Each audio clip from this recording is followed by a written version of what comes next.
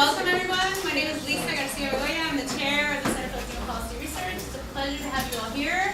It's just so happened this semester it has rained every day that we've had an event. So I don't know what that means exactly, but we're very happy that people have come out anyway.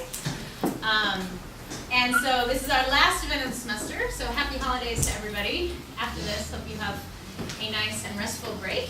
But before that break today, we have the privilege of welcoming Celia Lacayo, one of our own, Go Bears. And she's even a baby bear from UCLA, but we'll forgive her that. Who's going to be talking about a portion of her dissertation. And I'm realizing I have Ask an Anglo, and I don't have the part after the colon. Is it white attitudes towards Latinos in Orange County? Okay, sorry. Ask an Anglo, white attitudes towards Latinos in Orange County. So she's a PhD candidate here in the Department of Ethnic Studies. She's on a UC dissertation fellowship this year. She has been an honorable mention for the Ford Foundation Dissertation Fellowship. As someone who has sat on that panel and seen the wonderful applications, you should know how difficult it is to receive that honor. She has a whole slew of other prestigious awards she has received. She got her bachelor's degree in political science at UCLA, and now is doing some very innovative and interesting work in thinking about racism and racial attitudes towards Latinos in Orange County, which is very interesting, and people don't realize diversifying area of Southern California where all of these clashes have actually begun. And so she's really shedding light, I think, on one of the most dynamic and interesting parts of our state, and we're excited to hear about her wonderful work. With that, help me welcome Celia.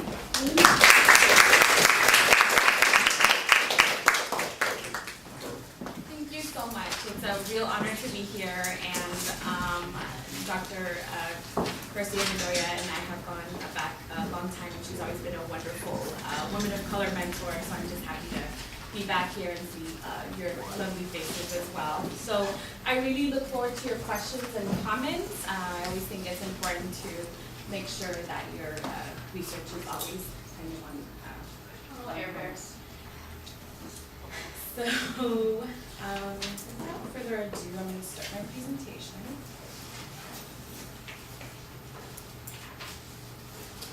So just a slight different, kind of more concise talk for today. Latino racialization, white attitudes, and policy preferences. So just recently, a newspaper article entitled "Majority Harbor Prejudice Against Blacks" came out. It highlighted the ongoing prejudice blacks face from whites. Similarly, the tendency in political science and sociology has been to study prejudice in black and white. Even when the frame is expanded to include Latinos, we struggle to address issues of prejudice towards Latinos. For example, this poll commissioned by the AP found that anti-black prejudice had increased between 2008 and 2012. Buried beneath the headline about prejudice towards blacks was the finding that anti-Hispanic prejudice among whites was actually higher than for blacks. The researchers and journalists, however, could not compare the Latino numbers because they did not even ask these questions in 2008. Thus, there has been a tendency to ignore the problem of anti-Latino prejudice and bury it within the implicit assumption that Latinos are ethnics en route to assimilation. So it is these national trends that are further reflected and explored in my research through specifically a case study in Orange County, California. And just really quickly, for the purpose of today's talk, I will be using the word Hispanic, Latino, and Mexican interchangeably because my white respondents conflate these. They don't differentiate between these groups. So here are some of the research questions that guide my dissertation. What are white attitudes towards Latinos? Do whites see Latinos as a race or ethnic group? Where do they draw the color line? And do these attitudes represent a coherent ideology that rises to the level of racism? And then also importantly, how do these attitudes then affect their policy preferences? And not just policy preferences, but just how they treat and think about Latinos. So why Orange County, California? Orange County, California is a really interesting area for a couple of reasons. One, it's a great place to study race relations between whites and Latinos because there's not a significant black population and there's an ongoing torrid history between these two groups. The historical settlement patterns into this area are quite distinct. For Mexican Americans, they settled here at the turn of the 20th century to come work the citrus groves. For white, most of them have settled in Orange County due to white flight, specifically leaving Los Angeles as Los Angeles became increasingly diverse with immigrants and blacks. And this is very much covered in Suburban Warriors by McGeer. There have been significant recent demographic changes in this area, so much so that it is now a majority-minority area with a significant Asian and Latino population. Yet this area is plagued with deep racial segregation and racial disparities that can be accounted for example, in the Rockefeller Report of 2000, which deemed Santana, if you're familiar with Orange County, Santana is the city some have claimed the most Mexican city in the United States, deemed this city with the highest misery index. And this is really important because Orange County is also very much known for the lavish wealth and gated communities. And so we have a city with the highest misery index that sits in the middle of that. That again is predominantly Mexican.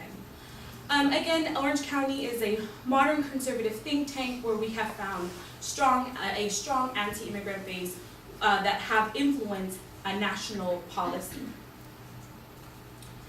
So the theoretical framework that I'm working with is this larger concept of racialization. One helpful way to address, to simplify the definition of racialization, I take from Tejas, who talks about it in terms of assigning undesirable characteristics, institutional exclusion with race-based differences. Specifically more for Mexicans and Mexican Americans, this is rooted in the history of colonization and conquest. More recently, Fagan has come up with the concept of, white racial frame, and this helps us operationalize this kind of larger, more vague concept. And so he talks about it in specific ways in terms of racial stereotypes, racial narratives, racialized emotions, and discriminatory action. So this is how we can begin to understand how we can move from this kind of theoretical institutional racism to how it's impacted in public opinion and civil society. So it's really important to address the history of race, ethnicity, and immigration, and acknowledge that European immigrants themselves also faced racism. And there's a strong literature that talks to us about that. Specifically, Italian Americans faced strong racialization, particularly at the first generation. Yet there's also an important scholarship around whiteness studies that talks about that even those groups eventually, oftentimes quite quickly, assimilated into the larger society equally. We understand that Asians have also a history of racialization as the perpetual foreigner. But for my dissertation, I want to specifically look at the distinct uniqueness of Latino racialization in its contemporary form. So we have wonderful Chicano Latino scholars who have looked at this in a historical way, specifically thinking about Latinos as a national threat, exploited labor. So for me, I want to think about how Latinos are distinct and similar to other groups. I'll talk about in depth about how white respondents oftentimes talk about Black and Latinos similarly. I am not arguing that Latinos are racialized similarly to Blacks, but that oftentimes whites do talk about it that way. And it's critical to acknowledge that Latinos, unlike Blacks, at least a portion of them who are undocumented, can face deportation. But yet they are similar like Blacks in terms of becoming a racialized minority. So what is helpful in thinking about how to differentiate between race and ethnicity, I take from anthropologist Victoria Hattem, who in her book, In the Shadow of Race, Jews, Latinos, and Immigrant Politics in the United States, argues how whites view Jews and Mexicans historically establishes ethnicity different from race. What Hattem does really well in this book is take a historical comparative account of the Jewish experience and Mexicans, and shows that while the Jewish community endured racialization, Unlike Mexicans, it was temporary. And so one of the ways she just simplifies how to think about race and ethnicity differently is that characteristics assigned to a racial group is permanent versus ethnicity, which is temporary.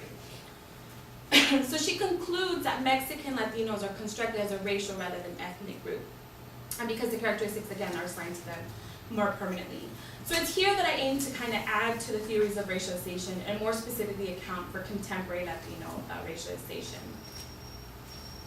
So some of the literatures that I am intervening and trying to speak with are these. So first, the white attitudes and black-white paradigm and policy preferences. So here we have scholars like Sears, Bobo, Sedavius, and Bonilla Silva, who have really made important inroads in talking about the importance of studying white attitudes. Yet this literature is dominated solely by what whites think of blacks. More recently, more people are starting to disaggregate immigrants from country of origin and to see what they think about Latinos, but that's more recently.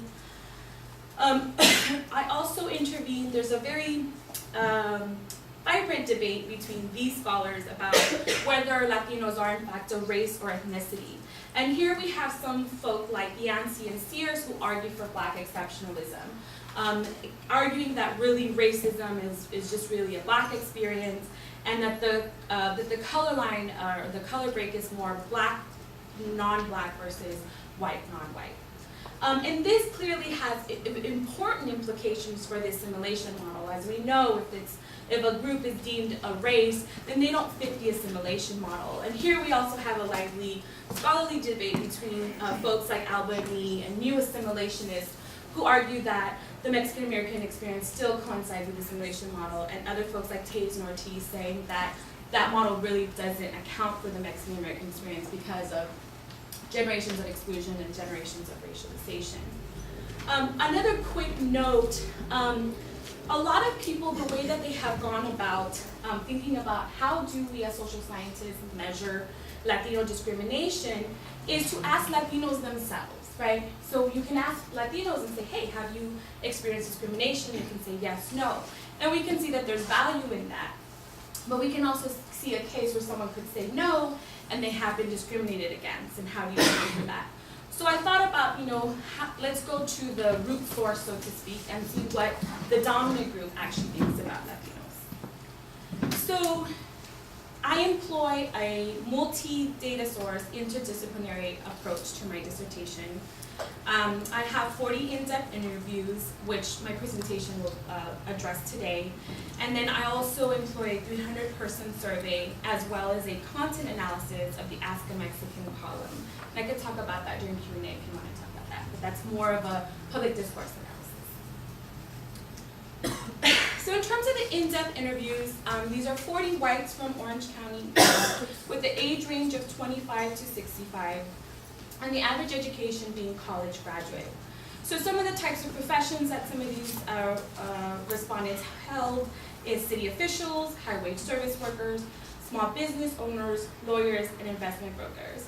And this is really important because these are people that are highly educated, upper middle class, a lot of influence. These people are not competing for jobs with Latinos. And this is really crucial too, because often people say that prejudice is about ignorance and not being educated. Yet we have a very educated group here that can tell us kind of, their real sentiments towards this group.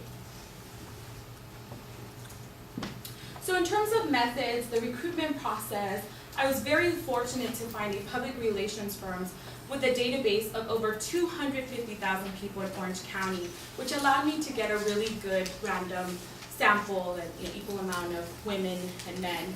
And these folk were asked to come in and to talk about their political opinions. As we all know, as social scientists, there's critical interview effects, so I was very fortunate to have a grant to hire 2 very qualified, amazing white graduate students to administer the questionnaire, and I really believe that lends itself for the respondents to be a lot more candid in their responses. So here are the main findings. So there was in fact a comprehensive racial ideology toward Latinos. This is consistent with racialization and the racial frames concepts. The white respondents constructed, perceived, and treated Latinos as a racial, not an ethnic group, that the attitudes rise to a level of racism, and that these perceptions actually have implications, right, to policy preferences, overwhelmingly against race-based policies and most policies that would help Latinos. And the real kind of surprising or seemingly contradiction was there was a significant amount of these folks who had negative sentiments towards Mexicans were open to amnesty or a pathway to citizenship. And I'll address that towards the end of the talk.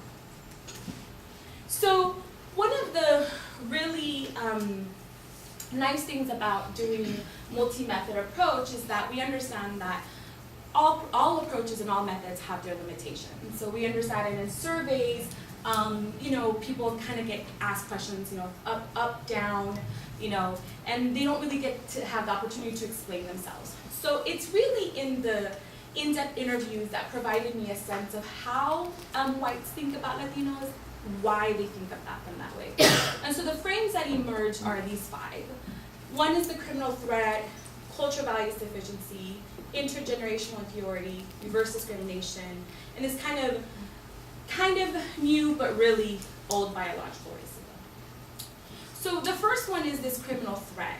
So here, white respondents' perceptions of Latinos as inherently criminal and a threat to American ideals. They express imagery such as invasion, illegally crossing the border, gangs, and drug activity as just part of their nature. These views were based on the perception that Latino culture is inherently incapable of being a law-abiding, right? That's why they all come over. That's why they all cross the border illegally. So, again, prone to violent crime, kind of this third world mentality, and that crime was really lack of morals, not these kind of structural disadvantages. So Christy here says, the neighborhoods they've grown up in, the same as blacks. It does seem like there's more blacks and Hispanics that do steal and do the crime. Yeah, I guess you would say more likely, they would be more likely to do it than some white trash. Then Howard says, who's a lawyer? Look at the statistics. I mean, Jesus. They run California. The Mexican mafia runs California. All the gangs, Jesus. Those gangs run the prison population. Why? Numbers, violence. So what's really interesting here is that Christy and Howard, like many of the respondents, this was a typical response, and they really thought about black and Latinos as just, look at the prisons. Like, they're all black and Latino. So then they would deduce that all black and Latinos are prone to crime. The other thing that they talked about was that this wasn't really about poverty, right? Chrissy kind of takes off the class issue off the table, right? So she's actually distinguishing poor whites from just regular black and Latinos, right? So it's not really about poverty or class, but it's really specifically about these racial groups. Myra says, you know what's interesting? I don't think white communities necessarily have gangs like MS-13. I had a nightmare about that last night. It was really scary. I had a nightmare about MS-13, that they were beating my family up. It was very scary because I became so powerless, and this was an inevitable thing, and they were going to beat up my family, and I had to agree to go along so that I wouldn't be killed. It was horrible. So one of the things that this reflects is that people already have narratives around these questions, right? It's not like they're saying, well, what are you talking about, crime and Latinos?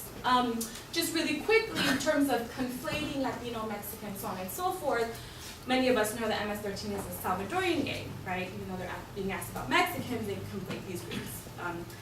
And also, we can begin to see how Myra is really addressing that it's not just crime, but specifically violent crime.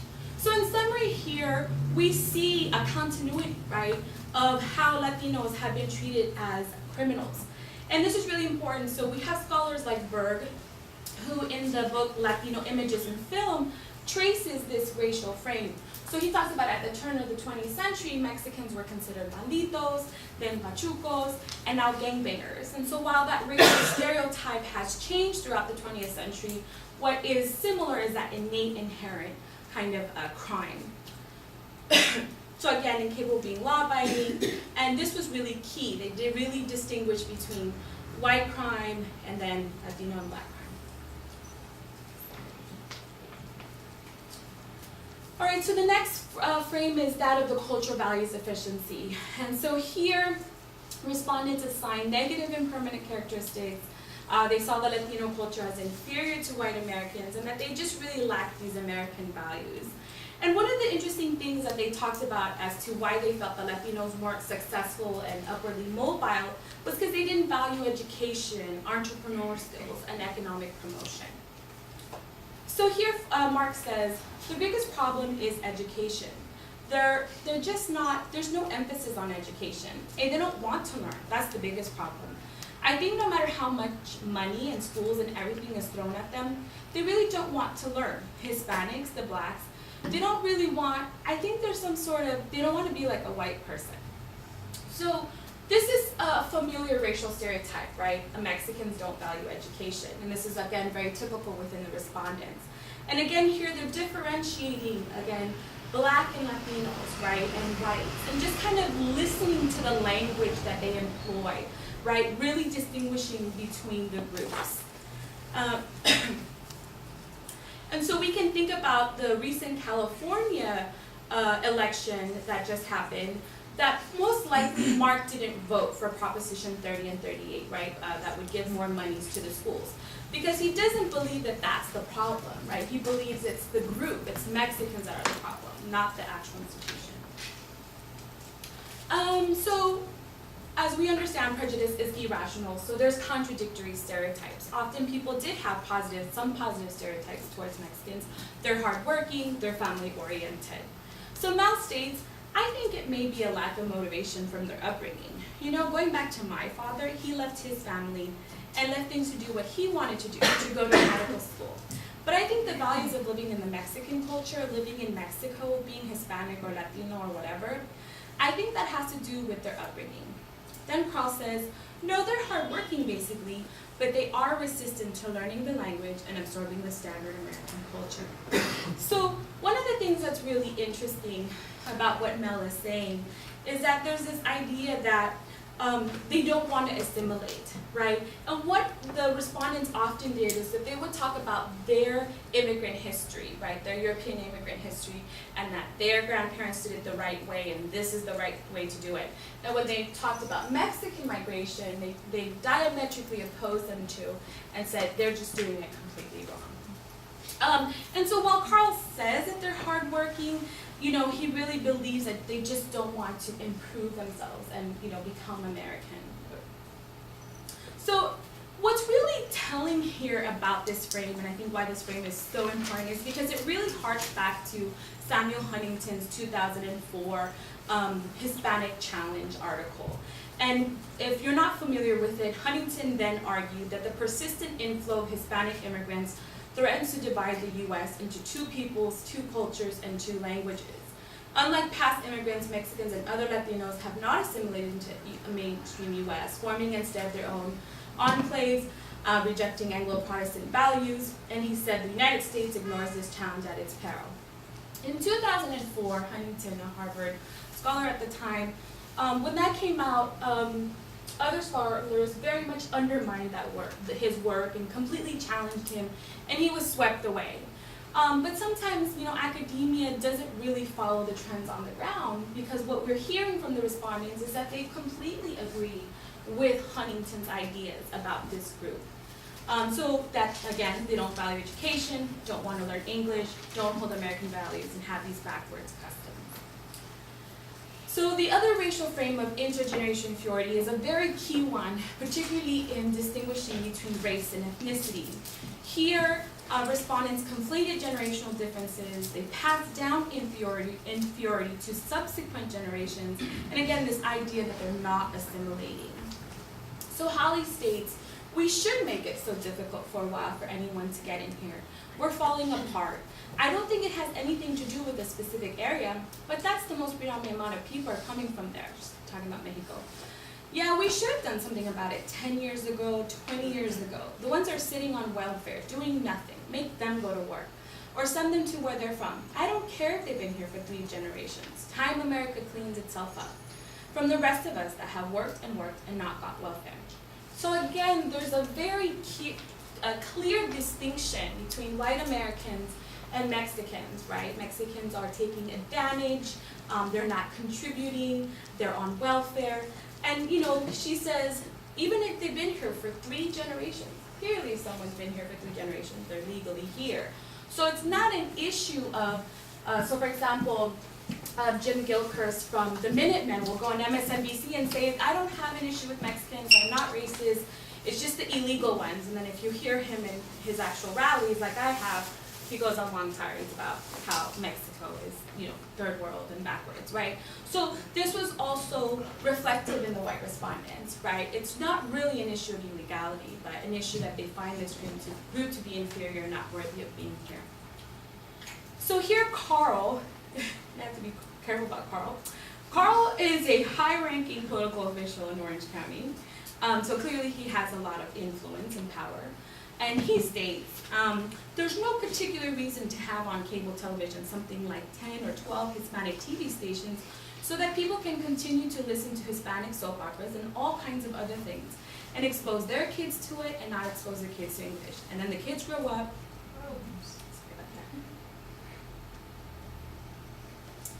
and then the kids grow up and they can't speak English. And then they end up with English as a second language, drop out of school and that kind of thing. And then they say, I'm being discriminated against, bullshit, learn English. My father was told by his father, Polish was my father's first language. He was told point blank by his father, you're going to go to school next year, you need to learn English. They're going to take over California one birth at a time. And by the way, they don't assimilate.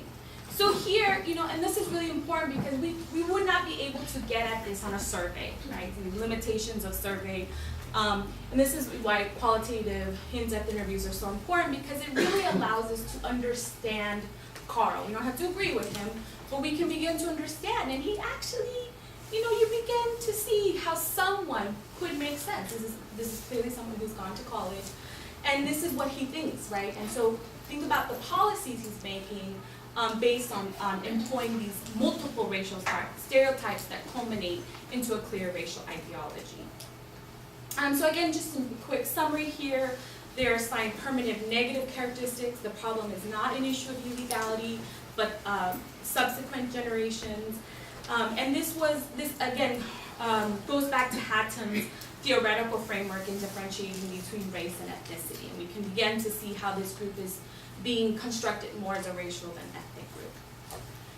So the next one is this reverse discrimination, racial resentment. This is something we see much more with white attitudes towards blacks. Here the respondents were very upset that Latinos got everything for free. So after listening to the 40 interviews over and over again, you would think that being Mexican was the best thing in the world because to hear it from their standpoint, you just get everything for free. That included not paying taxes, free health care because they could just go to the ER, free education for their kids, public services, so on and so forth. Here the respondents disagreed with affirmative action and other similar race-based policies, and they really believe that Latinos have more rights and benefits and that disadvantaged whites. So here Todd says, I definitely believe there is opportunity and there is probably more opportunity for a white person in America. I think things are changing over to someone who is Hispanic, has more of an ability to take advantage of government programs that are in place for them. I know that it was more difficult for me to get financial aid than a friend that was Hispanic, because he checked Hispanic and I checked Caucasian.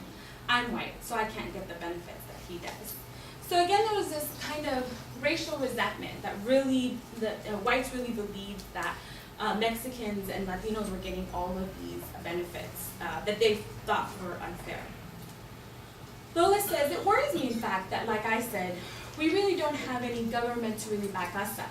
We don't really have any, yes, we do have rights, but we don't have rights specific for us. Hispanics, blacks, Asians have rights. They're kind of more specific for them when they can go. Or another thing, which would probably never ever happen, but they should just get rid of the whole racial step programs altogether and just make them for people. And so again, we wanted to listen closely to Lola's language, right? She talked about these groups as distinct groups and separate groups, and how the minority groups have all these benefits that put whites at a disadvantage. So again, in summary here, they really strongly objected affirmative action. They talked extensively about going to emergency rooms and this long line of, Mexicans at the ER. They all had stories about calling service centers and say, press 1 for Spanish. They said that was just horrible. They talked about how they went places and they saw that Mexicans had Spanish translators available to them. And so this all kind of builds a racial resentment towards them. So the last frame, and this was a much less frequented frame, but yet there was just a slew of quotes from the respondents that were just explicitly racist. And here it really harks back to kind of old ways of thinking about racial groups, very much based on these kind of innate and biological differences. And it was interesting that while they acknowledged that groups were discriminated against, they naturalized it and were like, well, they should be discriminated against because they are different. So Gary says, yeah, I think they're slower. I think that all Southern races, as it's been proven through history, Mark Twain wrote about it, Laura Wilder wrote about it, all the Southern people are stupider. But all the Southern races, they're not driven to survive. So therefore the Mexicans, and from what I've been shown by the Mexicans, are of lesser intelligence, I believe. So there were a lot of quotes that were just very clear that they thought this group was simply less than white Americans. So here Caden says, I think it's a race element, but I think when you look at it, the immigration problem, like I said before, it's an illegal problem. It just so happens that they're Mexican, so it's one of those things where they look at people and they're different. They have a different culture and they're less than. They're not at their social status. So they see them as inferior. So they're going to look at them and say they're a problem in society. I think collectively, and it's been the history that we look down on Hispanics. When I say we, I would say Northern European, whites, non-Hispanics. So these people are very articulate, they're very clear, and again, kind of listening to the language they use, right? They use the word race. They use these terms in kind of old ways of thinking about differentiating these groups. So in summary here, folks were very candid about their views. This is actually in contrast to Bonilla Silva's work, Racism Without Races, which is more through colorblind frames, more implicit, but here the respondents were often very explicit. And as we could see with Caden, this happened very frequently. People would begin to talk about the problem about illegal, it's just an illegal problem. And very quickly then really say, well, it's really the group as a whole and it's a racial issue. They are less than, right? All right, so what do these racial frames tell us, right? And I argue that this is a culmination of a real strong racial ideology that many whites have towards Latinos, and it unequivocally labels them and constructs them more as a racial than ethnic group. Sorry, it's okay. All right, so clearly then, we need to also test what are the implications to these negative sentiments. And so what my work shows is that they have very negative effects towards policies for Latinos. And so I tested for education and busing, housing segregation, affirmative action, and immigration restrictions. So in terms of affirmative action, Dave, this was a very typical response, says, I'm against the affirmative action thing. With the blacks and everything, that was bad. That's wrong. To put people in places just because of the color, you should put them because they belong there. But that affirmative action is putting people that weren't supposed to be there, 90% of it. I would go through and I'd look at that. I'd see that stuff and it's like, it's wrong. You can't take someone that really belongs there and put someone that doesn't belong just because they're black or Mexican. So again, there was this sense, I talk about this in depth in another chapter because there is a significant Asian population in Orange County, and whites tended to put Asians and whites on one side and black and Latinos on the other side. So Molly says, my daughter went to Newport Harbor High for a while. I thought this is going to be a good school. It ended up being counterproductive for her. Both races were there. It was 50% Hispanic, 50% white, from completely different neighborhoods. They bust them in, basically. I think you do better when you're raised in a culture that lifts you up, but it was so much tension, and I pulled her out. So in my survey, we have this question about busing, and overwhelmingly most of the white respondents were against busing. But here in the interviews, we actually get an actual account and experience of why Molly thought that this was problematic, so much so that she pulls her child out of the school. And again, listening to her language, she talks about these groups in terms of race, right? And that they are very, very different. The other kind of interesting thing is we understand that the civil rights movement, one of the major goals of the civil rights movement was integration, right? So the respondents really didn't really have a desire or saw the benefits in integration. Similarly, Bobby says, I would never move into a Hispanic neighborhood. I would never move into Asian, Black. I live in a white neighborhood. I always lived in a more predominantly white area. That's what you're comfortable with. People live within their comfort zone. I think people feel more comfortable living with people of their own race. I don't think that will ever change, no matter if you segregate the schools or not. People are always going to live around their race, around their ethnic groups. So this is kind of similar to what Buena Silva argues in terms of naturalization. It's just natural. We're different, and we're going to live in different places. And so we can think about the 2010 census as the United States is getting more and more diverse. Are we going to, become a melting pot, which clearly is not happening in Orange County, or kind of erect more borders in terms of gated communities and continue to, have segregated areas? So this is very telling. So for the most part, when asked about increased immigration, specifically from Latin America, many folks like Matt had said, what are we going to do? Breathe them out? So if you have someone that's been living here on welfare, and they're not contributing, and they're not going to contribute, then they need to take their happy ass back to Mexico. Or on the other hand, if they're not learning English, it's not acceptable. It shouldn't be. It's costing us too much money, too much time, too much controversy. So again, the narrative is that Mexicans don't contribute, they're just on welfare, they're just kind of sucking the resources out of the United States. So then we get to the point as to how is it possible, having heard all of these quite negative sentiments the white respondents had of Mexicans, why so many of them would still vote in an amnesty program or a pathway to citizenship. And so Raphael explains it best. He says, if they choose to do that, because then if they become a citizen, then they're basically going to have the opportunities to to work here, then also to pay taxes here. There's a lot of illegal immigrants here that are working here that aren't paying taxes here. So they're basically not contributing to the benefit of the country, but they're looking for benefits to take out of the country. So the best way to kind of think about it, and many of the white respondents talked about this, was that they feel that there's this kind of large base of money, right? And that they pour in all their hard work tax money goes in there. And then Mexicans just come and pull from it. And so because they assume that most Mexicans are illegal, most illegals are Mexican, that if many of them became citizens and they would be forced to pay taxes, that tax base would increase, and at least that way they would be contributing in some way to the services that they use. Interestingly enough, the Morrison Institute for Public Policy recently just came out with very similar findings in Arizona. Yes, SB 1070 Arizona, where 78% of Arizonans would support amnesty for those already here. This includes 69% of Republicans, while 70% still support SB 1070. How do we reconcile that, right? And there's a couple ways we reconcile that. One, like many of my respondents, acknowledge the need for cheap labor.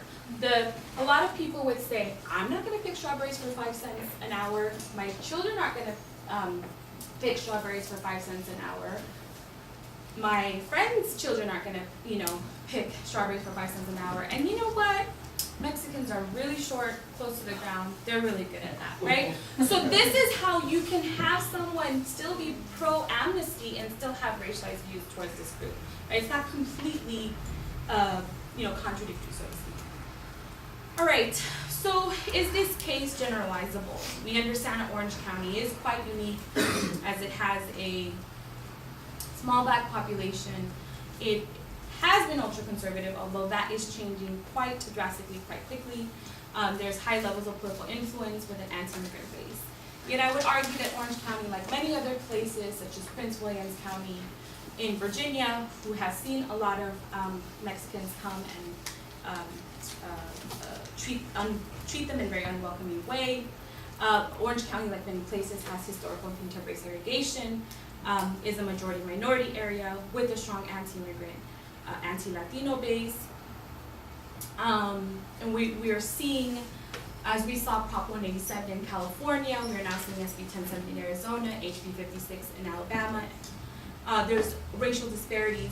And I think what's really key is I've talked to scholars such as Monica McDermott and Jennifer Jones, who study Mexicans in the South, and are saying that pretty much the same is happening there. This idea that whites are having a very negative context of reception towards Latinos.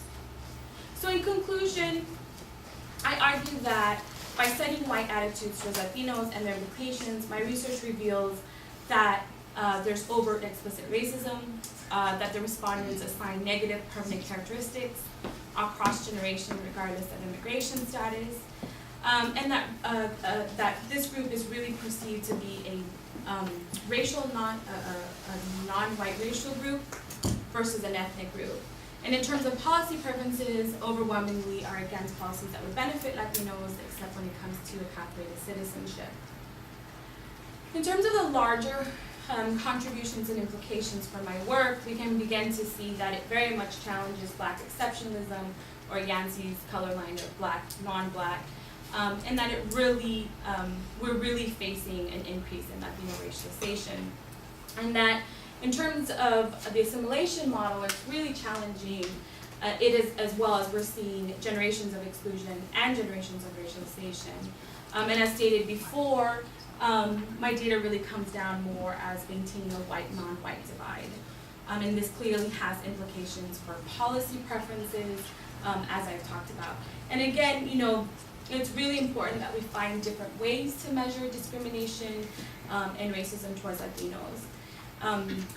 The last thing that I'll leave you with for today is that I really believe that this matters because it will determine the level of citizenship of Latino immigrants and Latinos in general. In a sense, we are testing U.S. democracy and its principles of equality, and that clearly this has implications for Latinos and the larger society.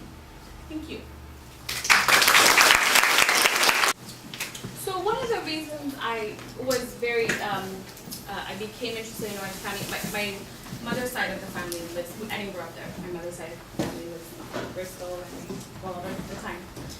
But, so one of the things that comes out of Orange County is this Ask a Mexican column. And it's somewhat like a Dear Abby column, but not so much. And so some of you may be familiar with Gustavo Arellano. He runs the column, and actually the genesis of the column is that he was working for the small newspaper in Orange County, and his white editor said something about Piolín, which is a major radio person in the Latino community, and Gustavo Arellano said, "You don't know who Piolín is? Like, you know, Latinos are a significant amount of people in Orange County. We don't cover enough." So he said, the editor said to him, "You know what? White people are very ignorant about Mexicans. Let's start an Ask a Mexican column." So that's how it happened. And then this column is now nationally syndicated with over 2 million circulation. And so, let me see, I may have, so, you know, a kind of typical question from the Ask a Mexican column. Did I just pass it? Sorry. Yeah. So I won't read all of it, but Dear Mexican. This happens every week. Yes, really just say. Okay, Mexico is truly amazing, beautiful country, huge oil reserves, mineral deposits, second to none, tourist potential unparalleled.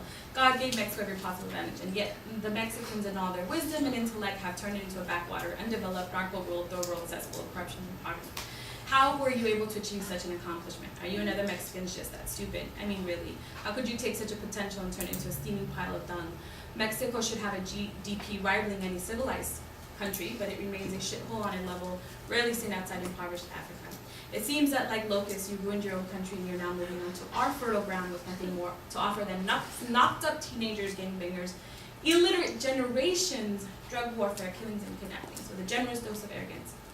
First, how can a people totally piss away such potential? Second, with that track record, why should Americans expect you to achieve anything greater in the United States? So these are the kinds of questions that are fielded to Gustavo Arellano on a weekly basis, and he in a sarcastic tone response to them. But this is very telling, right? So because it's anonymous, people can be a little bit more candid. And clearly, and the interesting thing about the African-Mexican column is that the people writing in aren't just from Orange County. So people say, well, it's just Orange County. But actually the people writing in are from all across the United States.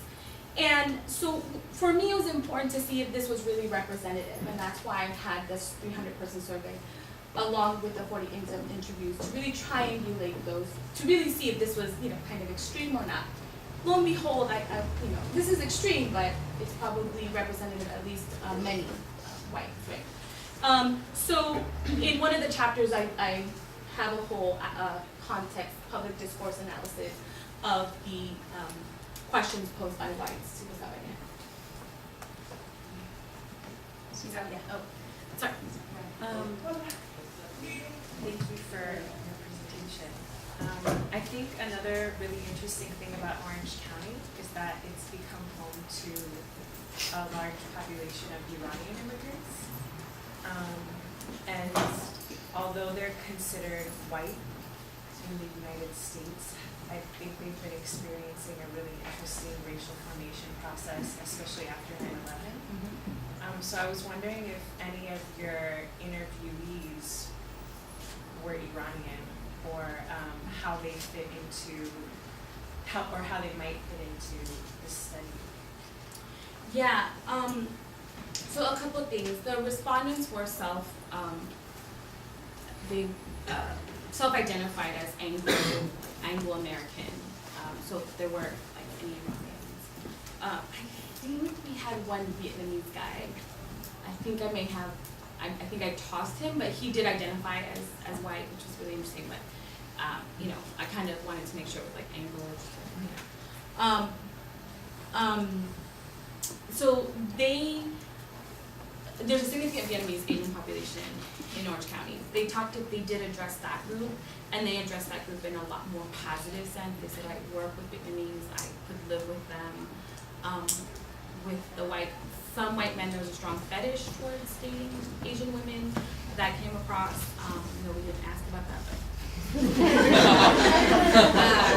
but that's another discussion. That's a whole other. Yeah. But that goes to the point. My committee members, one of the things that they not pushed me on, but asked me about it. One was, especially coming from ethnic studies, why don't you do a comparative account of white, Latino, and Asian? And I think we've decided that you need to have a manageable dissertation, and perhaps for my manuscript later on for my book, I would add the Asian component. But there was so much there just on Latinos that I wanted to make sure that the dissertation could be manageable in terms of what am I looking at and why am I looking at that. So, part of the decisions you make as a graduate student is, how much you're going to add and how much you're going to not. And it's always a tough choice, right? Decision. And just to clarify, did you hear me say Asian? No, I didn't. Oh, Iranian, yeah. Yes. Okay, yeah. No, I'm just saying there's a significant Asian. Right, yeah. Yeah, thank you. Thank you. Thank you so much for this. I think it's going to make a really big contribution. And I'm sorry I came in late, so maybe you already answered this question, so feel free to ignore it. I think we did. I was wondering if there were any differences among whites in their attitudes, either gender or class or education or anything, or is it just kind of uniformly the same sorts of stereotypes across all whites, regardless of any other dividing lines? So, I talked about this earlier. The interviews were actually most of them were college. So there was like a upper middle class. So in the survey they ranged in class, education, and gender, and there was no difference there. In the in-depth interviews, I will say that the men were tone-wise, men would say things like, send them back in body bags to Mexico. The women they wouldn't have that tone, but in terms of, were the women a little bit more sensible or not an actual thinking of, so it wasn't like I had women who were like, well, they had the same, they had the same racial stereotypes, they just expressed them differently. But they're in terms of class, education, gender, both of them are still Age? I think there is slightly, the older folk were tended to be, a little bit more candid. Although we did have, 25-year-olds who said very similar things. So I would say that age was a little bit, I think the older folk were a little bit more. Because I think the older folk have seen the demographic shift so quickly throughout their life. And so maybe the younger folk, they kind of grew up a little bit more already diverse, kind of, and they're just kind of like, But the older folks talked about, like, this used to be a great country, used to be all white, and now California is turning into little Mexico, and, there goes the neighborhood, the state, the country.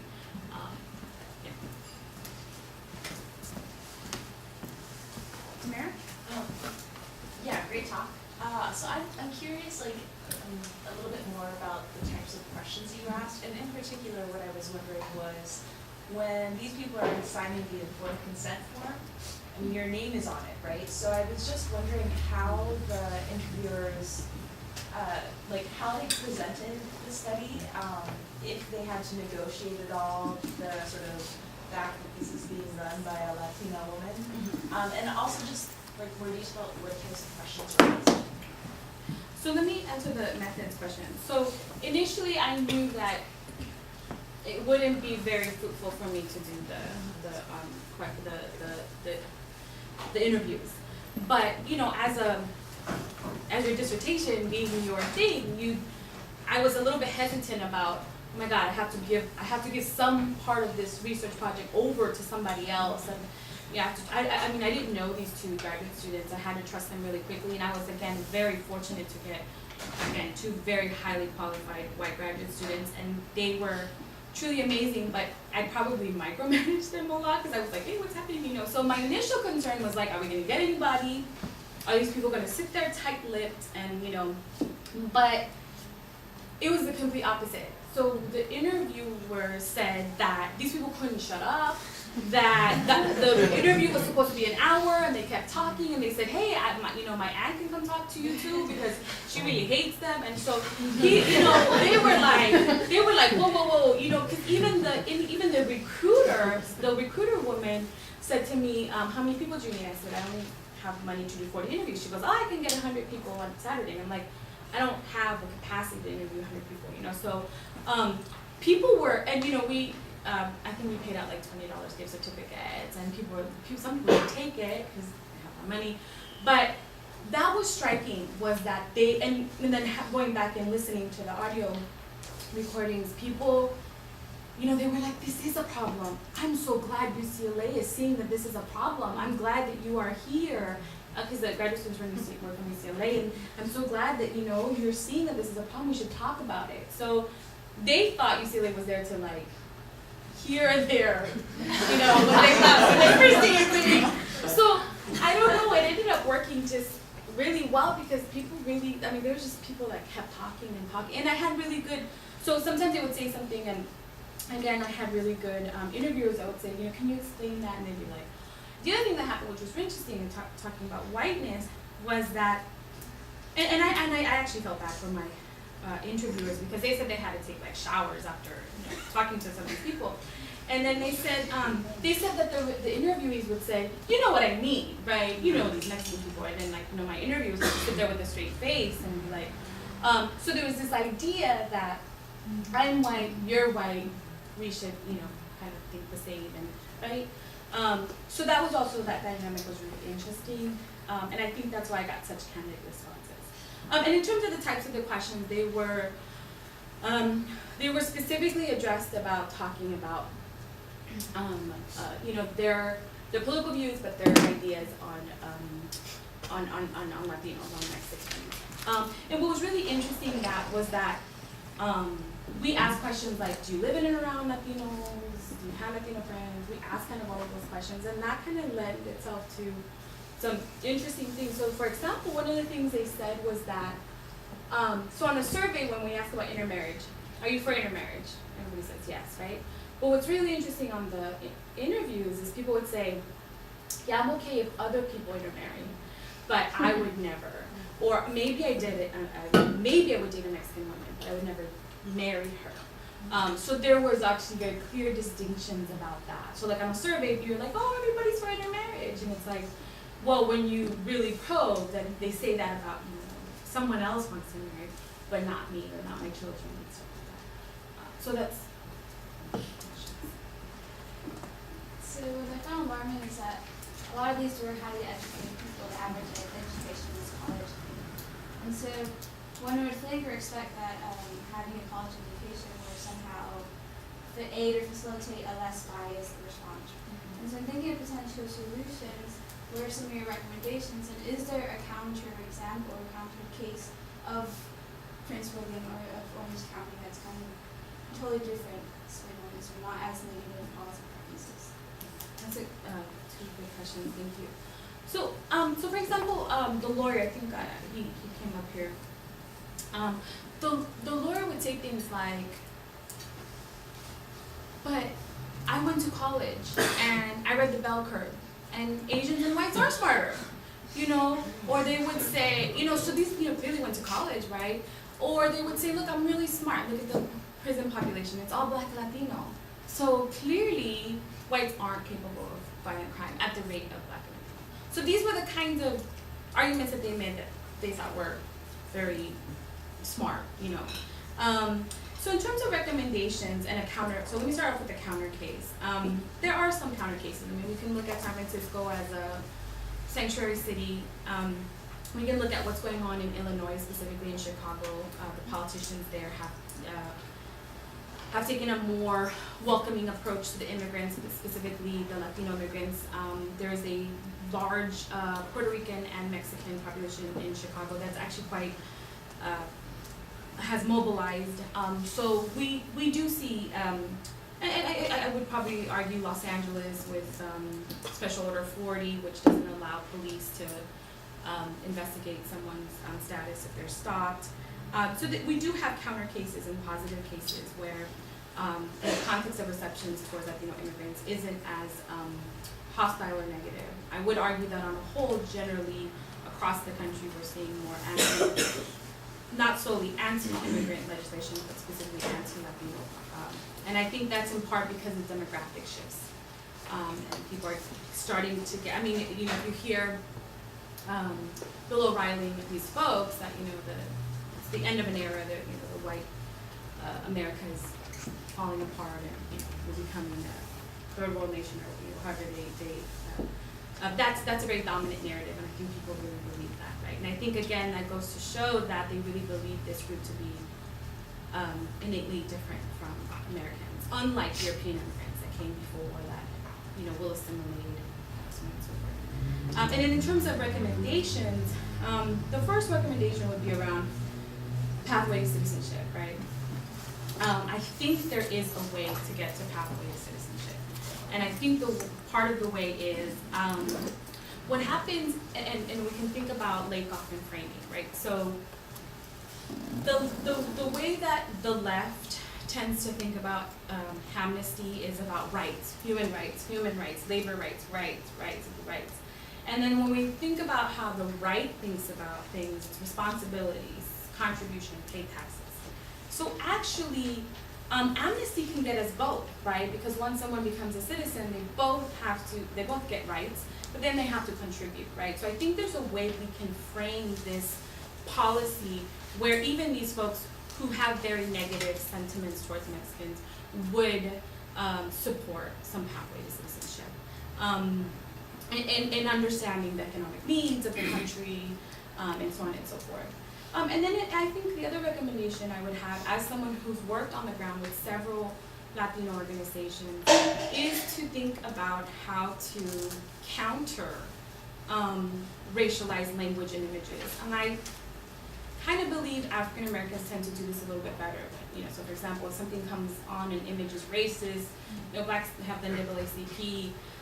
We have top premier Latino organizations that are kind of working more in policy, but I think it's also important to counter the negative narratives. So for a good example is Basta Lou Dobbs, where this Latino organization successfully took Lou Dobbs off of CNN because he was saying all these negative and inaccurate things about Mexicans and bringing leprosy or whatever to the U.S. So so I think that we need to do that more to really hold the media accountable for these negative narratives and images of Latinos. Go ahead. One number, Kevin. Hi, I just really appreciated the talk and the books are really interesting. My question is, I know that you mentioned, so in the presentation a lot of things that were emphasized kind of seem to be like around race and Latinos racialized as a certain ethnic group or racial group, but also this kind of content evoking of immigration status and legality. And when you mentioned the Vietnamese community, even Asian Americans in Orange County as a large minority community, it's interesting because they're also largely immigrant and came as refugees, and so I wonder, is this more a story about race and the racialization of Latinos and legal status or immigrant status kind of comes in a way to just kind of make it a more stigma to Latino communities, or how are kind of like another immigrant community, Asian Americans, kind of being valorized or looked at differently, and how do they come up in the interviews? But I guess I wonder if it's more of a race story, if it's a race and immigration story, or kind of how do these two interact in relation to the perspectives of how Mexicans are represented. So it's both, right? So one of the things I think Hatton teaches us by doing a comparative historical account of the Jewish experience and the Latino experience is that she shows that we can't define race without ethnicity and we can't define ethnicity without race. And I think in some ways, some whites see groups like the Vietnamese or Asians as these model minorities, right? Well, they're doing it the right way, so why can't Latinos do it? Asians value education, entrepreneurial schools, promote, economic promotion, so on and so forth. So they kind of do pit these groups apart differently, even though they're both immigrant groups. They do pit them apart. So for me, the story is a lot of scholarship talks about the illegality framework. May Knight and Digenova and all these other folks I think do brilliant work on illegality. But I do think they miss the point that it's not just solely about illegality. So we can think about SB 1070 and the racial profiling that happens as an implication of that, and how that affects Latinos that have been here 3-4 generations and who clearly are citizens, right? They're not illegal. So that's kind of, and I think that's part of the fruit of the contribution of my work is that whites aren't just talking about the problem is the illegal Mexicans. They're talking about it, it's all of them. It's the second generation that gets pregnant and are in gangs. It's the third generation that are illiterate. It's the group as a whole because, and this is where I think political scientists and sociologists sometimes miss the boat, is that they don't know the history of the Chicano history. And I know this because they don't cite Chicano scholars, so they don't know it. This has been a long process, right? There has recently been a very senior scholar who, when someone asked him what about Mexican racialization, he said, well, the Mexicans just got here. And this is a senior scholar, and in one kind of fell swoop, race, ethnic studies, and Chicano studies history, not understanding that there's a long continuity of racialization that has occurred to Mexican Americans. And so what I'm trying to show is that continuity and the implications of it today contemporary. So SB 1070 didn't happen. SB 1070 has a long, long history of it, right? And if you don't understand or know that history, you're not going to understand SB 1070 as much, or really, or people who argue for Black exceptionalism, that only Blacks experience racism. Other groups have as well, and so I'm trying to shed light on that. So I think you guys put your hands up together. I do. Thank you for your talk. One of the things I'm having a hard time sort of wrapping my head around is the importance of Orange County having a very small African American population for a couple of reasons. One is because it's the neighboring counties, Riverside and LA County, have significant, especially for California, African American populations. And as much as sometimes I want to keep some things in Orange County, there's it's a commuter area and stuff like that. So I'm wondering if that matters. But then if that doesn't matter, then how do you theorize what is important about the way the respondents are describing the way they racialize Latinos and the fact that they don't have a significant African American community where they live? Sure. So I think you're right that Orange County, as much as it is a bubble, it's not a complete bubble. It's not a total bubble. It's not a total bubble. And yet, again, in fact, its surrounding areas, Riverside, LA, San Diego County, do have black populations, right? And California has a significant black population. I think historically, there have been very distinct Latino and white race relations. We talk about the Westminster case and just other kinds of things that have just really been, that enabled me to just kind of look at those two groups. And then I also think it's, clearly similar racial stereotypes that they hold for Latinos, they hold for blacks as well, right? And they probably have a lot less interaction with blacks, and whatever they're seeing from blacks may be from media representation and so on and so forth. Yet it's interesting because they have a lot more interaction with Latinos, and yet they see these two groups as quite similar, and I think that is very telling. Well, I noticed there was just one of the interviewees who was talking about Anglos being racist, but wasn't actually saying whether it was legitimate or not. And the other people were pretty much openly racist. How would you analyze the selection bias of the set in order to understand how representative it is of the people in the county? Within Orange County, or? Well, I mean, you obviously chose Orange County. Yeah. But even, or even if you see differences between Orange County and the neighboring counties. Sure. Yeah, there is differences, right? So my survey, which is the Orange County Social Survey, is a little mapped on similarly with the LACS, which is the Los Angeles County, and there's differences there, right? And so I'm not accounting for all whites. So clearly whites are going to have very different perceptions about Latinos. I do think that on survey work, people can get a little savvy, right? So if you ask someone, and so for example, even in my interview, only one person outright said, I'm a racist, right? Yes. we were asking about, he's a contractor, and so he was asked if he hires Mexicans, and he goes, absolutely not, they're lazy. And then my interviewer said, why? He goes, well, I'm just a racist. But that was just one person. So, and I probably ventured to say that the 300 folk in the survey and the other 39 folk won't label themselves as racist. They rationalize it in these particular ways. So I think that having spoken to other scholars who are doing work in William County, in Philadelphia, when you go to conferences in the not the New South, but the South, new for destination for Latinos, I'm hearing that this is also the case, right? And that's why you get HB 56, and people are very explicit about this group. So I would venture to say, of course, my work is only in Orange County, that it is other places, definitely Arizona.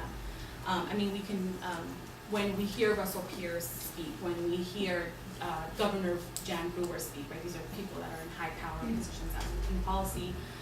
They've been pretty explicit, or Sheriff Lacayo, about their views specifically about Mexicans. So I don't think this is just about Orange County. The other thing I think it is interesting is to differentiate between, so for example, liberals or Democrats and Republicans, right?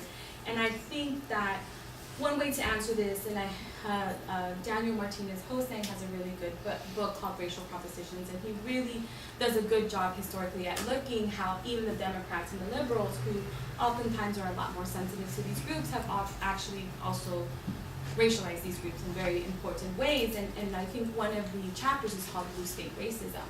And I think that's telling because I think oftentimes people think California, it's so liberal, it's a melting pot, everybody's intermarrying, we don't know what color it's going to be.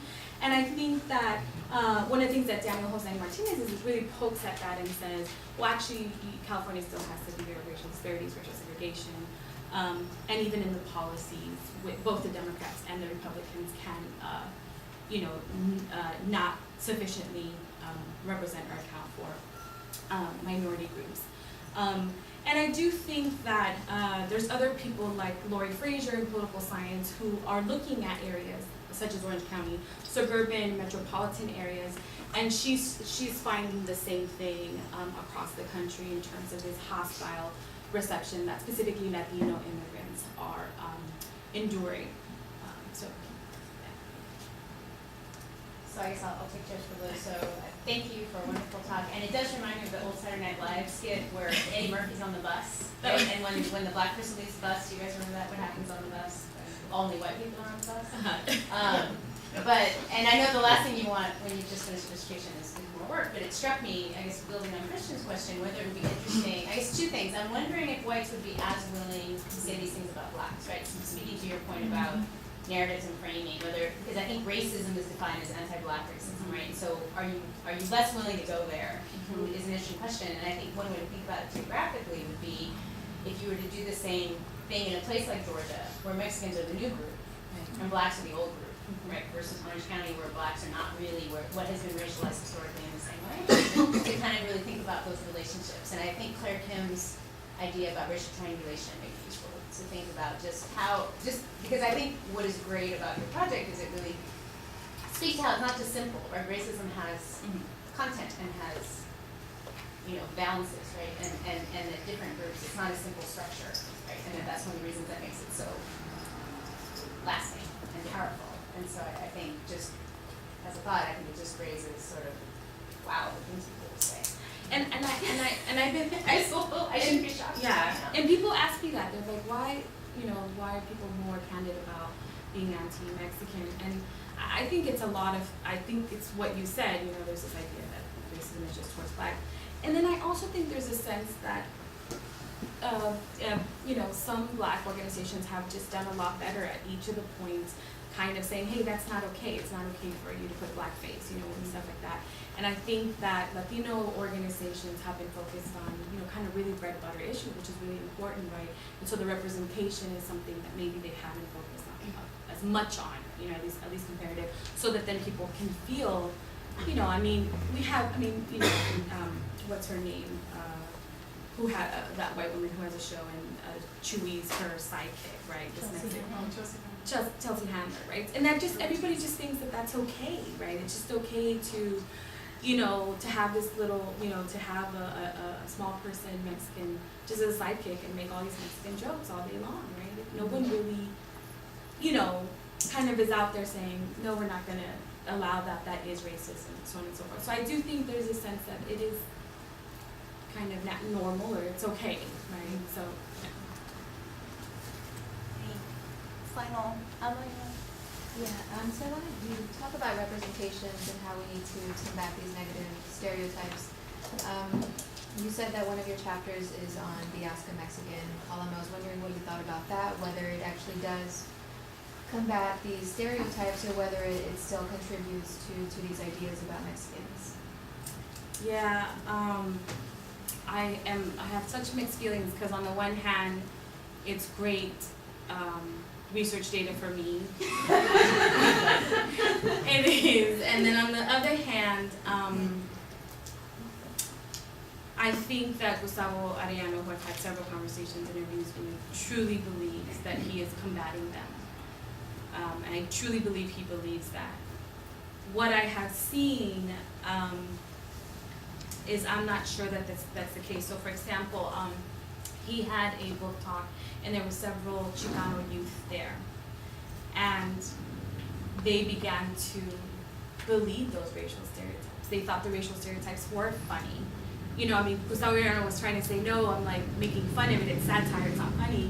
But the youth thought, oh yeah, I'm gonna wear a big Mexican sombrero and, whatever. And so I don't think it was coming across that Gustavo Arellano was really trying to critique it. And so having studied racial stereotypes, what is interesting about racial stereotypes is that not only do groups believe the racial stereotypes of the other groups, but the group believes the racial stereotypes about themselves. So I think it is very critical to challenge all racial stereotypes, because good or bad, because they really pigeonhole each of the groups, and actually the group itself starts saying, oh, I'm Mexican, I'm not supposed to be good at math, right? So that's for Asians, right? It's like a self-fulfilling prophecy. So in that sense, I am a little bit critical about, Gustavo Arellano just puts it out there, he's doing his best. I do think he has good intentions. I'm not sure, when you have a circulation of 2 million across the nation and this stuff gets repeated, I'm not sure if that's beneficial or not. So I think it's really complicated, but I do believe we need to combat racial stereotypes. I think we have time for one last question, or do we want to let Celia actually eat something? Well, everybody join me in thanking Celia for her